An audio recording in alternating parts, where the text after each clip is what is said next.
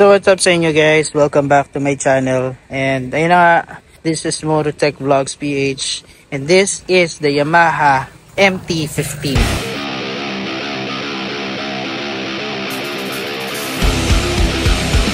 So itong Yamaha MT-15 natin is nabili natin nung 2024. Actually last year ko pa to nabili. And for some reasons, hindi ko pa siya nagagawaan talaga ng pinaka-review for this motorcycle.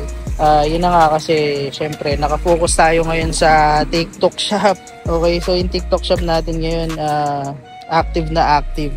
And kung di pa kayo naka-follow sa akin sa TikTok shop natin, follow nyo na rin ako para sa mga daily boodles. Okay, so yun, this is the Yamaha MT-15 Master of Torque, 155cc na motor at mukha siyang big bike. Okay, so yung Yamaha MT-15 is available sa Pilipinas for 178,000 pesos. And yes, tama kayo, 178,000 pesos para dito sa ganito kaangas na looks. Okay, and it's offered in one standard variant with 155cc engine and 6-speed transmission. So yung MT kasi, it is known for its aggressive street fighter design. Ayan, as you can see. So napakaganda nung style niya. Para siyang street fighter. Actually ako, ang in-upgrade ko sa kanya is itong salamin. Nilagyan ko siya ng Baphomet na bar and side mirror. Ayan, Baphomet bar and side mirror. Tapos bukod doon, wala na akong ibang in-upgrade sa kanya. Nilagyan ko lang siya ng Zenlo X1 Plus na mini driving lights. Okay, so yun. Specification wise, 155cc na liquid cooled 4-stroke engine, 6-speed manual, tapos disc brake yan sa harap at saka sa likod. May nagtatanong kung meron ba siyang ABS. Actually, ma'am, sir, wala po siyang ABS. Pero ang balita or bali-balita is magkakaroon daw ng ABS version yung ganitong motor, yung 155cc engine nila. Okay, so meron siyang monofocus na LED headlight. Monofocus lang yan. So ibig sabihin, isa lang talaga yan by default. Tapos ito yung DRL niya or daytime running light niya. Tapos other specs naman, seat height niya medyo mataas. Okay, medyo mataas yung seat height niya at 810 mm yata ng wet weight. Tapos 133 kilograms yung diamond frame niya or yung wet weight nung mismong motor. So ibig sabihin kapag wala pang nakasakay, 133 kilograms siya plus yung kilograms mo kung 80 kilograms ka. So aabot din ng 200 plus depende sa kung gaano ka kabigat. And medyo mataas siya. Available siya sa 2 colors na black at saka itong cyan. Pero alam ko naglabas sila ng bagong color nito. Hindi ko lang sure kung kailan i-release dito sa Pilipinas. Pero pagkakaalam ko meron na siyang bago. Yung white yata yun na may thunder na design. Tapos ganito rin yung kulay nung gulong niya. So ayun. May assistant sleeper clutch na rin siya, which is very ideal. Lalo na yung sa mga ganitong motorcycle, yung mga ganitong motor na walang ABS or anti-lock braking system. Kailangan syempre may assistant sleeper clutch ka. Ang maximum output pala nito is 19 horsepower by stock. Okay, 19 horsepower na agad siya. Stock pa lang yun, guys. So napakaganda ng tindig, maayos naman siya.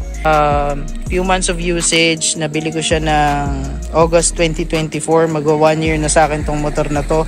And so far so good. Upuan niya, in-upgrade ko into Boss Bato size seat, kaya napakaganda niya sa long ride.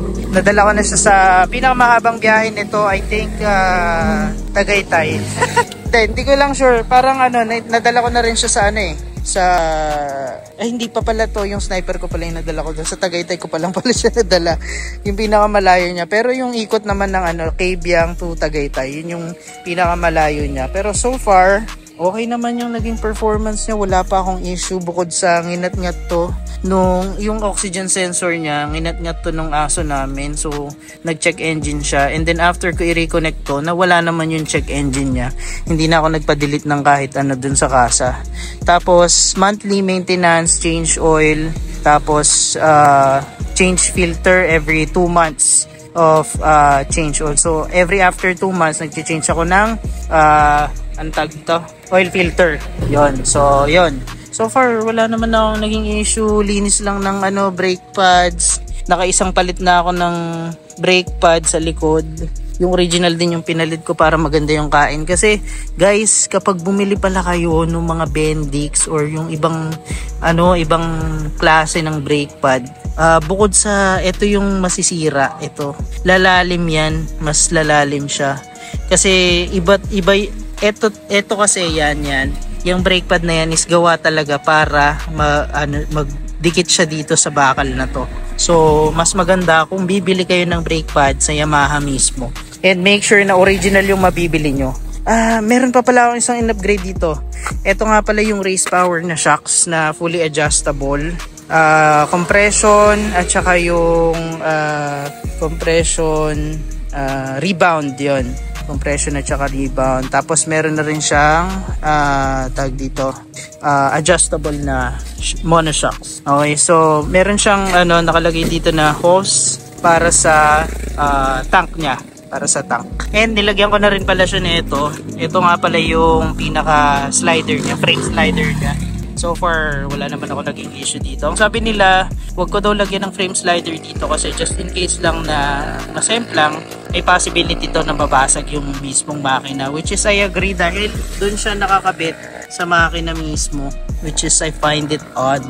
Pero since maingat naman tayo magpatakbo, okay na yan dyan. Patungan ng paa ko, kaya naman kapag magdadagdag ako ng additional na mini driving lights, dito ko na lang din siya ilalagay para kitang-kita yun sa daanan. Okay, so speed test natin to. Ewan ko kung may speed test natin kasi dapat yung GoPro ko siguro sa ibang araw na lang, pero or sa ibang video na lang. So if hindi ka pa nagsusubscribe sa channel ko, please don't forget to like, share, and subscribe. Turo ko na rin kung paano natin nababago yun. Ayun lumalabas yung pangalan ko. Hi Errol. Tapos yan. Ay guys, ang lakas ng mini driving lights nyo. Naka wide angle tayo. Baka sabihin nyo sobrang taas nyan. Baba lang yan. So, ayun. Let's go. Subscribe kayo Don't forget. Let's go.